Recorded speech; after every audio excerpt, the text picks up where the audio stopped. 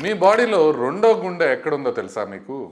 అందరూ అనుకుంటారు రక్త ప్రసారం జరగడానికి హార్ట్ ఒక్కటే పంపింగ్ చేస్తుంది, ఆ గుండె ఒక్కటే పంపింగ్ చేస్తుంది అని.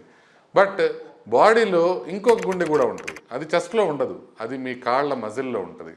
ఈ కాళ్ళ మజిల్లో ఉండే ఈ మజిల్స్ ఏం చేస్తాయంటే, ఇప్పుడు మీరు ఒక్కసారి ఆలోచించండి, గుండె పంప్ చేయటం వల్ల రక్తం కాళ్ళకి వెళ్ళింది.